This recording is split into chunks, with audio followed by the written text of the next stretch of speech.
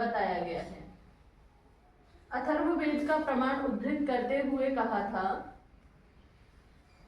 कि किसी भी राष्ट्र को, किसी भी देश को सही प्रकार से चलाने के लिए, सुव्यवस्थित रीति से चलाने के लिए 3 सभाओं की आवश्यकता होती है। कौन कौन सी वो 3 सभाएं थी? विद्यार्य सभा, राजार्य सभा और धर्मार्य सभा। हमारी भारतीय संस्कृति में 4 पुरुषार्थ माने गए हैं: धर्म, अर्थ, काम और मोक्ष। ये 4 पुरुषार्थ की सिद्धि कराना ही जो है राज व्यवस्था का प्रमुख कर्तव्य है। राज व्यवस्था यानी राजा की जो व्यवस्था की गई है। मनु महाराज मनुस्मृति में कहते हैं कि राजा क्यों, सोच के देखो समाज में राजा की क्या आवश्यकता है। राजा किस लिए चाहिए? हम अपने काम खुद ही करते हैं ना, हमें खाने के लिए अन्न चाहिए, हम खुद खेतों में अन्न उपजाते हैं। फिर राजा की आवश्यकता क्या है? वस्त्र हम स्वयं बनाते हैं, अन्य अन्य जितनी उपयोग की वस्तुएं हैं कोई ना कोई बनाता है, दूसरे को बेचता है, जो उसके पास ना होता है विनिमय, परस्पर आदान प्रदान समाज में चलता रहता है। फिर राजा क्यों? कहाँ राजा की आवश्यकता पड़ती है? एक कल्पना है, उससे आपके प्रश्न का उत्तर मिल जाएगा। एक राज्य है, एक देश है, वहां के लोगों में आक्रोश था, जैसे आप लोगों में भी हो जाता है, ये आचार्यगण ना रहे तो हम अपनी मर्जी से सब कुछ करें। तो यही व्यवस्था जो है घोषित कर दिया गया कि एक दिन जो है पूरे देश में, पूरे राष्ट्र में कोई कानून व्यवस्था नहीं रहेगी, सब अपनी मर्जी का, अपने हिसाब से अपनी जिंदगी जिएंगे। जैसे आप लोगों को भी होती है कि काश हम अपनी मर्जी से अपनी जिंदगी जिए। एक दिन के लिए घोषित कर दिया गया। अब जिस दिन वो दिन था, लोग बड़े खुश थे, बड़ी प्रतीक्षा कर रहे थे, कब आएगा वो दिन, कब आएगा वो दिन। फाइनली वो दिन आ जाता है और लोग अपनी अपनी मर्जी से अपनी जिंदगी जीना शुरू करते हैं। दूरदर्शन देखा तो पूरे राज्य में जो है मारपीट, लूटपाट, लूट खसोट की घटनाएं दूरदर्शन पे दिखाई दे रही थी। इतने में ही पता चला, पड़ोसी ने आकर के मेरा दरवाजा खटखटाया, निकल बाहर, तुझे मैं देखता हूँ। यानी जिसके भी साथ में वैर था वो क्या करने लगा? उसको मारने लगा, पीटने लगा।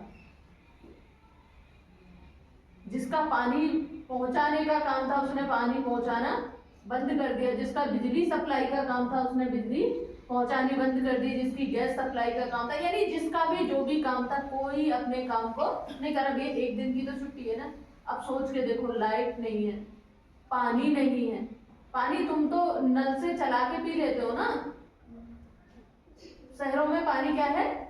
आता है, खरीदा जाता है। अब पानी नहीं है, बिना पानी के जीवन की कल्पना करके देखो, बिना भोजन के जीवन की कल्पना करके देखो। कोरोना काल में इस दृश्य को लोगों ने जिया है, कैसी व्यवस्था हो जाती है।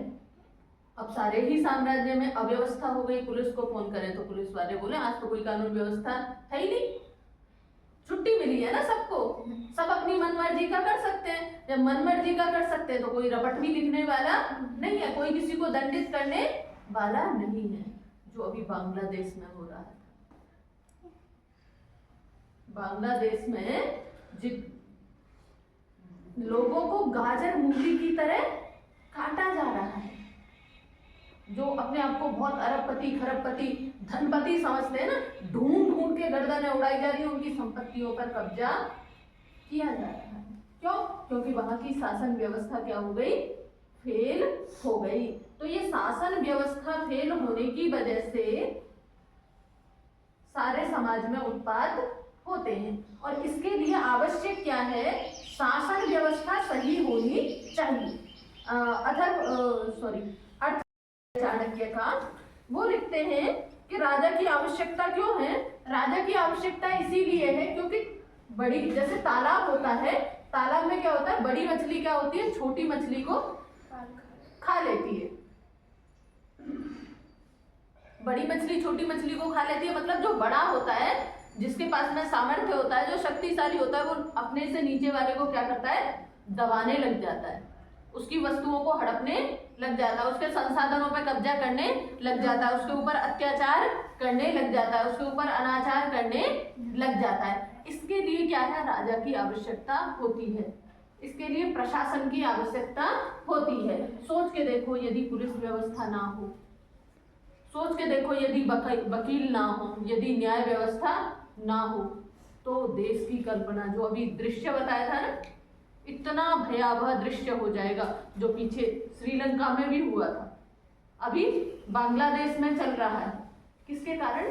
राज व्यवस्था के भंग होने के कारण से। तो राजा की आवश्यकता किसके लिए? कि हम अपने दैनिक जीवन को कैसे जी सकें, अच्छे से जी सकें, हमारा दैनिक जीवन सुव्यवस्थित तरीके से चले, इसके लिए राजा की आवश्यकता। हम जो पैसा कमा रहे हैं वो हमारा रहे, हम उसका सदुपयोग कर पाए, या जो भी है हम अपने ऊपर प्रयोग कर पाए। नहीं तो पता चला आपने 100 रुपए कमाए, कृष्णा जी आई छीन के लेके, तू क्या करेगी पैसे का? पैसे का तो मुझे काम है, वो बड़ी है, ये छोटी है, लेकर के चली जाएगी, वो खाना खा रही है, वो कुछ अर्जित करके लाई है। ये व्यवस्था जो है समाज में हो जाएगी। इसके लिए क्या है, राज व्यवस्था की आवश्यकता होती है। तो उसी में कह रहे हैं कि राजा कैसा है, स राजा पुरुषो दंडः स नेता शासिता च सः। कहां तक हो गया था भाई? अच्छा, यहां से ही चलेगा। चतुर्णाम आश्रमाणाम च धर्मस्य प्रतिभू स्मृतः। ये श्लोक बड़ा ही महत्वपूर्ण है, जो मैं आपसे उद्धृत कर रही थी कि मनुस्मृति में कहा गया है कि राजा क्या है, चतुर्णाम आश्रमाणाम च धर्मस्य प्रतिभू स्मृतः। जो 4 आश्रम हैं, ब्रह्मचर्य आश्रम, गृहस्थाश्रम, वानप्रस्थाश्रम और संन्यासाश्रम, ये जो 4 आश्रम बताए गए हैं, इन 4 आश्रमों के कर्तव्य कर्म भी होते हैं। जैसे एक ब्रह्मचारी है, उसका कर्तव्य कर्म क्या है, विद्या का पढ़ना, अपने शरीर की रक्षा करना, अपनी शरीर की उन्नति करना, यज्ञ करना, ये क्या है, ये ब्रह्मचारी के कर्तव्य हैं। अब ब्रह्मचारी अपने ब्रह्मचर्य काल में विद्या अध्ययन छोड़ करके अन्य दूसरे कामों में लगे, तो राजा क्या करेगा, उसको वहां पर रोकेगा।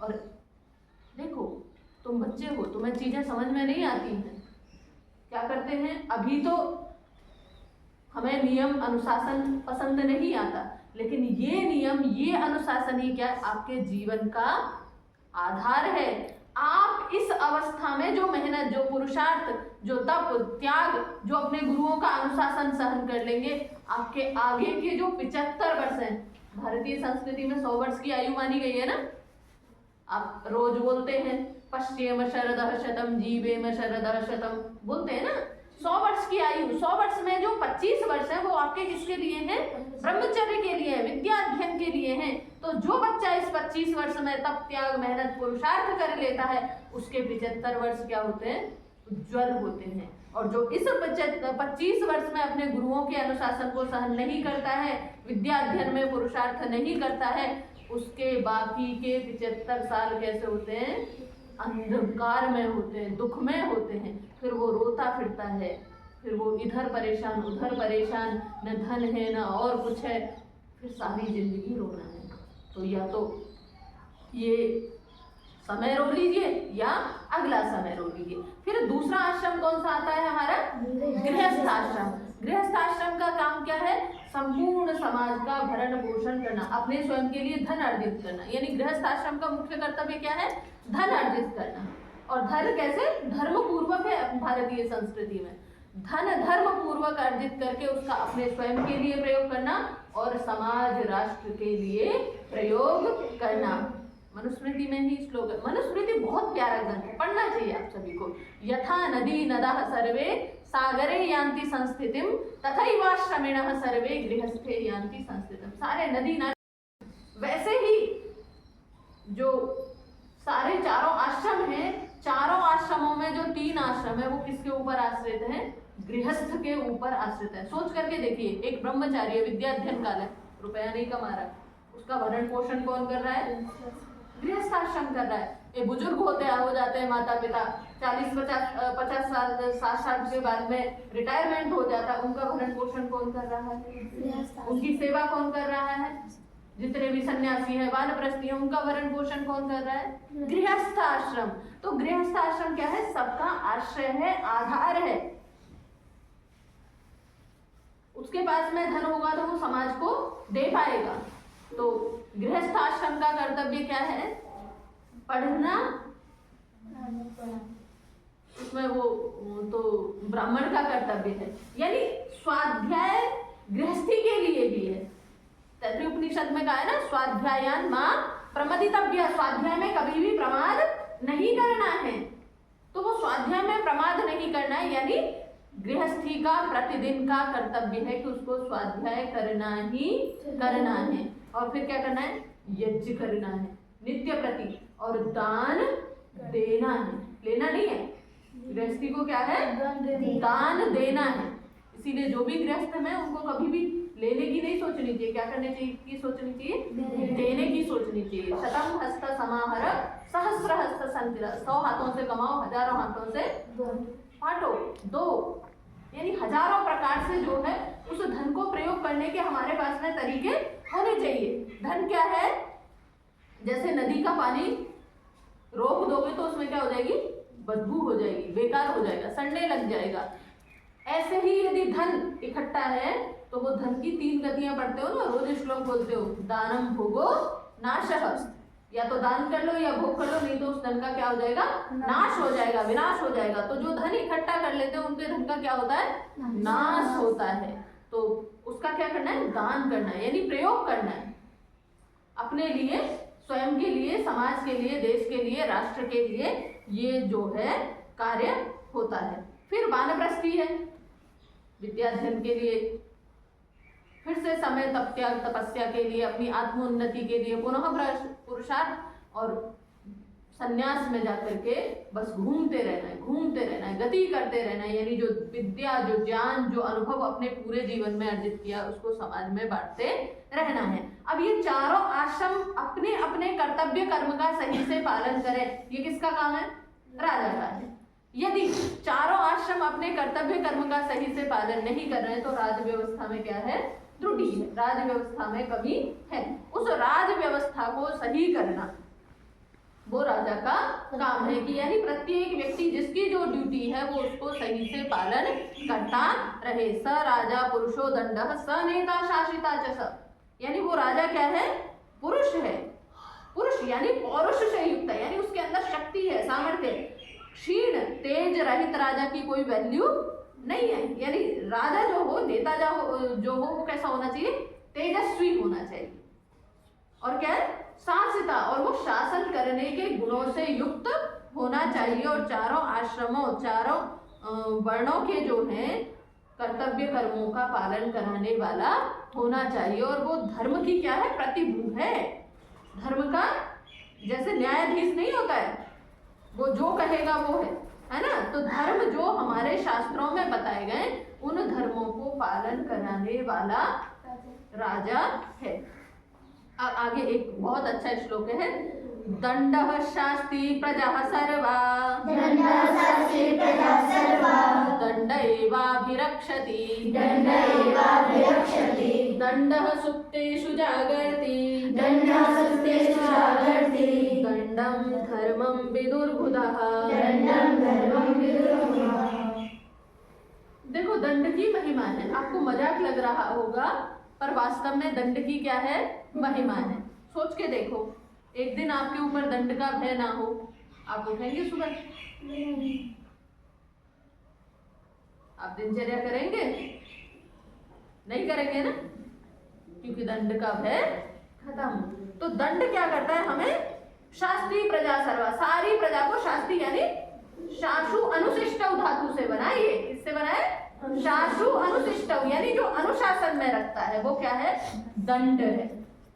जब भय होता है ना रोड पे, तो क्या है, हमें चालान का भय होता है, तो हमारी गाड़ी की स्पीड कैसे होती है, लिमिट में होती है, जितनी स्पीड निर्धारित की गई है। नहीं तो कोई भी कैसे भी चलाएगा तो इतने एक्सीडेंट होंगे, और कोई भी किसी भी लेन में से घुस के चलेगा, बड़ा बुरा हाल हो जाएगा। तो दंड, जहाँ चालान का भय होता है वहां हम सतर्क रहते हैं, सावधान रहते हैं। तो दंड क्या है, हमें सावधान करता है, हमें अनुशासन में रखता है। दंडः शास्ति प्रजाः सर्वा दंड एवाभिरक्षति। और दंड क्या करता है, हमारी रक्षा करता है।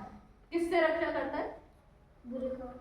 हाँ, हमें बुरे काम करने से क्या करता है, रोकता है, हमें गलत काम करने से रोकता है। क्योंकि दंड का भय होता है तो हम गलत काम नहीं करते, तो वास्तव में दंड क्या करता है, हमारी रक्षा करता है। हमें जब दंड का भय होता है तो हम पढ़ने बैठ जाते हैं, हम स्वाध्याय करते हैं, हम अष्टाध्यायी सुनाते हैं, हम सामवेद पढ़ते हैं, हम ऋषि मुनियों के ग्रंथों को पढ़ते हैं। तो उससे क्या हो रही है, हमारी रक्षा हो रही है ना। सबसे ज्यादा हमें अपने शरीर की रक्षा से ज्यादा किसकी रक्षा की आवश्यकता है, अपने आत्म तत्व की रक्षा की आवश्यकता है। हमें अपने संस्कारों की रक्षा की आवश्यकता है। जो हमारे अंदर अच्छे गुण हैं, अच्छे कर्म हैं, अच्छे स्वभाव हैं, उनका बना रहना, ये हमारी सबसे बड़ी क्या है, रक्षा है। तो हमें अपनी जो रक्षा है वो कौन करवाता है, दंड करवाता है, दंडा करवाता है। और कहा दंडः सुप्तेषु जागर्ति, सोते हुओं को कौन जगाता है, दंडा जगाता है। दंडम धर्मम विदुर्बुधा, इसीलिए दंड को क्या कहते हैं, बुधा।